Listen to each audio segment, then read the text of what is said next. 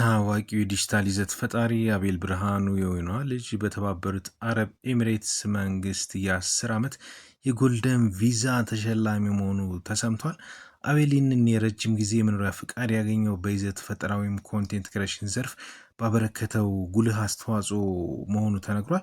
ሽልማቱን ተከትሎ ባስተላለፈው መልእክትም ይህ እድል ወደፊት ለሚያቅዳቸው ዓለም አቀፍ የጉዞ ዶክመንቶችና ሌሎች የስራ ዘርፎች ትልቅ መነሳሻ እንደሚሆንም ገልጿል። የተባበሩት አረብ ኤሚሬትስ መንግስት በተለያዩ የሙያ መስኮች የላቀ ውጤት ላመጡ ግለሰቦች የሚሰጠው ይህ ጎልደን ቪዛ በኢሚግሬሽን ስርዓቱ ውስጥ ትልቅ ክብር የሚሰጠው የቪዛ አይነት ነው። አቤል በምስጋና መልእክቱ ይህ ስኬት ከጀርባ ሆኖ ለሚደግፉት ተከታዮችና ለአምላኩ የሚገባ መሆኑን ጠቅሷል። አቤል ብርሃኑ በኢትዮጵያ ዲጂታል ሚዲያ እና ይዘት ፈጠራ ዘርፍ ታዋቂ ከሆኑ ግለሰቦች አንዱ መሆኑ ይታወቃል።